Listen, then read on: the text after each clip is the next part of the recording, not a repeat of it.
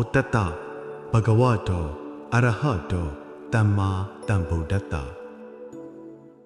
ကြည်လင်အေချမ်းလာတဲ့နနက်ခင်းအချိန်အခါလေးမှာအားလုံးပဲတရားဓမ္မအတိရဲ့စိတ်နှလုံးအေချမ်းကြပါစေဒီနေ့မြတ်စွာဘုရားရဲ့တရားတော်တွေအနက်စိတ်စန္ဒရဲ့ကြီးမားတဲ့စွမ်းအားအကြောင်းကိုဘဟုတုတတိုးပွားဖို့ပြန်လည်မျှဝေပေးခြင်းပါတယ်ကျွန်တော်တို့လူတွေကများသောအားဖြင့်မိမိတို့ရဲ့စိတ်စန္ဒဟာဘလောက်ထိကြီးမားတဲ့အစွမ်းတတ္တိရှိတယ်ဆိုတာကိုတတိမမူမိပဲအမှတ်တမဲ့နေတတ်ကြပါတယ်တကယ်တော့စိတ်စန္ဒဆိုတာအင်မတန်မှကြီးမားပြီးအရာရာကိုဖြစ်မြောက်အောင်စွမ်းဆောင်နိုင်တဲ့တကိုးစွမ်းအားကြီးတစ်ခုပဲဖြစ်ပါတယ်ကျေးဇူးတော်ရှင်ပါချုပ်ဆရာတော်ဘုရားကြီးဟောကြားတော်မူတဲ့ပုပ္ပနတ်တုတ်အနိချုပ်တရားတော်မှာစိတ်စန္ဒနဲ့အစွမ်းကိုထင်ရှားတဲ့ဥပမာလေးတွေနဲ့မိန့်ကြားထားပါတယ်ကြည်လေသင်တို့ဒီနေ့တရားနာခြင်းနဲ့စိတ်စန္ဒရှိလို့သာဒီနေရာကိုရောက်လာကြတာမဟုတ်လားအကယ်၍လာခြင်းတဲ့စန္ဒသာမရှိဘူးဆိုရင်ဘလောက်ပဲနီးနီးဘလောက်ပဲကောင်းကောင်းရောက်လာကြမှာမဟုတ်ပါဘူးဒါဟာစန္ဒကလူကိုပို့ဆောင်ပေးတာလို့ခေါ်တာပေါ့စန္ဒမရှိတဲ့သူကတော့အိမ်မှာပဲနေမှာပါစန္ဒရှိတဲ့သူကတော့ဘလောက်ပဲဝေဝေဘလောက်ပဲခက်တရားပွဲရှိရာကိုမဖြစ်အောင်ရောက်အောင်လာတတ်ကြပါတယ်ဒါဟာစန္ဒရဲ့စွမ်းဆောင်မှုစန္ဒရဲ့တွန်းအားကြောင့်ပဲဖြစ်ပါတယ်အဲ့ဒီလိုပဲလောကီကိစ္စတွေမှာလည်းမိမိလှုပ်ချင်တဲ့အရာကိုပြင်းပြင်းထန်ထန်စန္ဒရှိပြီဆိုရင်အဲ့ဒီအရာဟာဖြစ်မြောက်လာတတ်စမြဲပါစိတ်စန္ဒဟာပြီးစီးအောင်မြင်မှုရဲ့အဓိကတော့ချက်တကိုးရဲ့အကြောင်းတရားပဲဖြစ်ပါတယ်ဒါကြောင့်မို့လို့စိတ်စန္ဒကိုအလွန်ကြီးမားတယ်လို့ဆိုရပါတယ်စိတ်စန္ဒရှိပြီဆိုရင်မိမိကိုယ်ကိုလည်းကောင်းကျိုးလေးဖြစ်ထွန်းအောင်သူတစ်ပါးကိုလည်းကောင်းကျိုးတွေပေးနိုင်အောင်စွမ်းဆောင်နိုင်ပါတယ်စိတ်စန္ဒဆိုတာအင်မတန်မှကြီးမားတယ်ဆိုတာကိုသိရှိနားလည်ပြီးတဲ့နောက်မှာတော့ဒီစန္ဒကိုဘယ်လိုမျိုးအသုံးချရမလဲဆိုတာကပိုပြီးအရေးကြီးလာပါတယ်မြတ်စွာဘုရားရှင်ကစန္ဒကိုအဓိပတိပစ္စယောလို့ဟောကြားတော်မူခဲ့ပါတယ်ဆိုလိုတာကတော့မိမိရဲ့စိတ်စန္ဒဟာအရာရာကိုအစိုးရပြီးအောင်မြင်မှုရဲ့အရှင်းသခင်ဖြစ်တယ်လို့ဆိုလိုပါတယ်ဒါတင်မကားသေးပါဘူးစန္ဒိဋ္ဌိပါဒလို့လည်းဟောကြားထားပါတယ်ဒါဟာစွမ်းဆောင်နိုင်တဲ့တကိုးရဲ့ပြီးစီးအောင်မြင်မှုအကြောင်းတရားပဲဖြစ်ပါတယ်ဒီတော့ကျွန်တော်တို့တနေ့တာကိုစတင်တဲ့အခါမှာဒီကြီးမားတဲ့စိတ်စန္ဒကိုအကောင်းဆုံးအသုံးချဖို့လိုအပ်ပါတယ်ဒါကြောင့်မို့လို့စန္ဒပြုတဲ့အနေနဲ့ဘာလုပ်ရမလဲဆိုရင်ပါချုပ်ဆရာတော်ဘုရားကြီးတင်ပြထားတဲ့ဂါထာလေး၃ပုဒ်ရှိပါတယ်အဲ့ဒီဂါထာလေးကတော့ကျွန်တော်တို့အားလုံးရွတ်ဆိုနေချက်ဖြစ်တဲ့ဘဝတုတပ္ပမင်္ဂလံရက္ခန္တုတပ္ပဒေဝတာတပ္ပဗုဒ္ဓနုပါဝေနတဒစုခိဘဝန္တုတေဒီဂါထာလေးကိုကြည့်လိုက်ရင်အင်မတန်မှမုံမြတ်တဲ့စန္ဒပြုခြင်းတွေကိုတွေ့ရမှာပါမိမိကိုယ်ကိုနက်နက်မိုးတော့အလင်းရောက်လို့အိယာကထားလိုက်တာနဲ့ဒီလိုမျိုးစန္ဒပြုလိုက်ပါဘဝတုတပ္ပမင်္ဂလံမင်္ဂလာအပေါင်းနဲ့ပြည့်စုံပါစေကောင်းမြတ်တဲ့မင်္ဂလာတွေကျွန်ုပ်ရဲ့စန္ဒန်မှာဖြစ်ပါစေအများတတ္တဝါတွေမှာလည်းဖြစ်ပါစေလို့ဆုတောင်းရတာပါဘလောက်ကောင်းတဲ့စန္ဒလဲနော်ဒီဆုတောင်းထဲမှာတပားတို့ကိုနှိပ်စက်ဖို့ဒုက္ခပြီဖို့တစ်ချက်ကလေးမှမပါဝင်ပါဘူး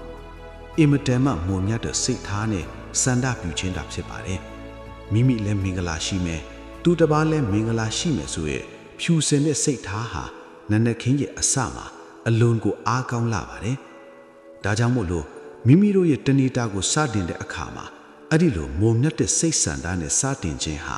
တနေ့လုံးအတွက်ကောင်းကျိုးတွေကိုတည်ဆောင်လာပြီးမှအမှန်ပဲဖြစ်ပါတယ်ဂါထာတော်ရဲ့ဒုတိယစာပိုက်မှာယက္ခန္တုတပ္ပဒေဝတာလို့ပါရှိပါတယ်ဆိုလိုတာကတော့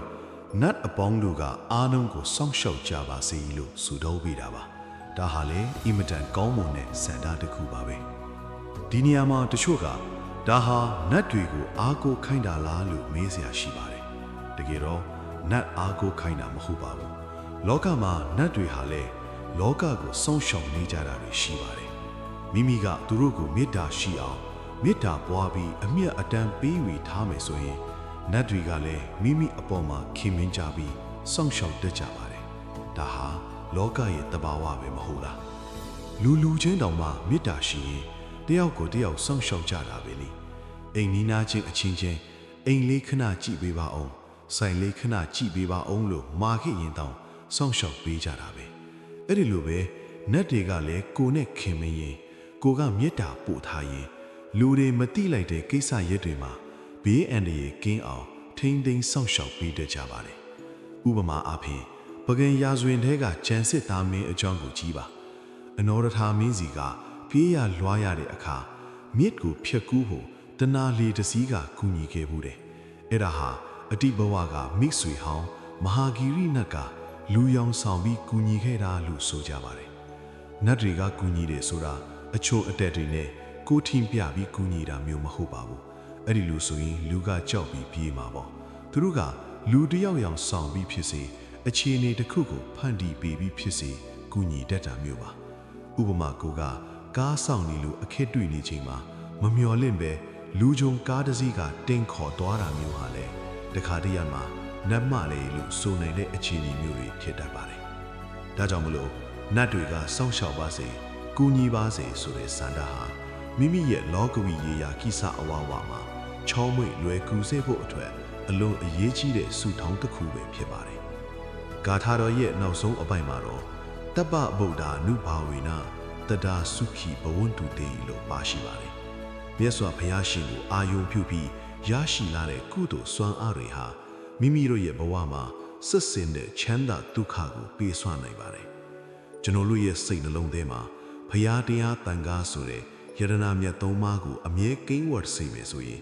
အဲ့ဒီခေတ်นี้ဖြစ်ပေါ်လာတဲ့ကုသိုလ်စိတ်တွေဟာအင်မတန်မှအားကောင်းလာပါတယ်ကုသိုလ်ဆိုတာရဲ့သဘောတရားကအနာဝဇစုခဝိပါကလက္ခဏာပါအဒီဘေကတော့အပြစ်လေကင်းရမယ်ချမ်းသာတဲ့အကျိုးပေးလေးရှိရမယ်ဆိုတာပါပဲ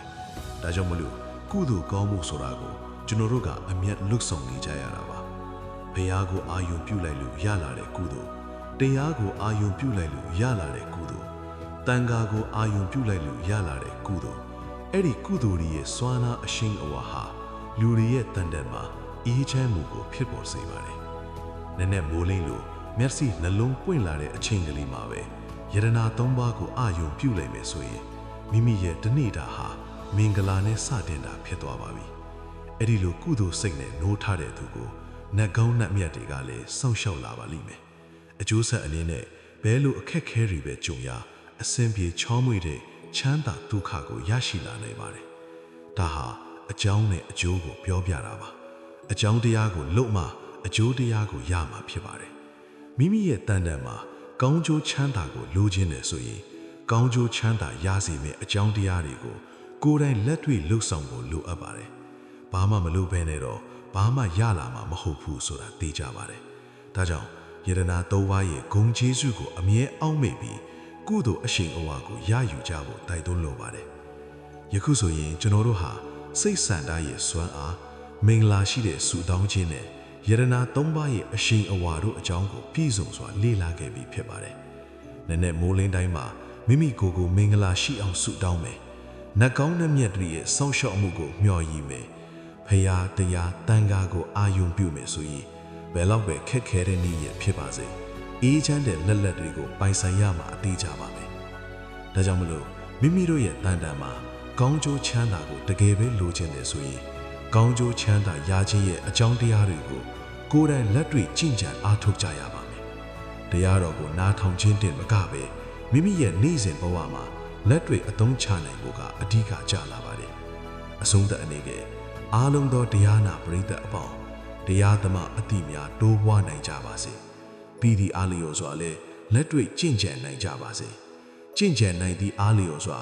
မက်ဖို့နိဗ္ဗာန်ရဲ့အထောက်ပံ့ကောင်းများရရှိပိုင်ဆိုင်နိုင်ကြပါစေလို့ဆုတောင်းပေးရင်ညီကုံချို့လိုက်ပါတယ်အားလုံးပဲ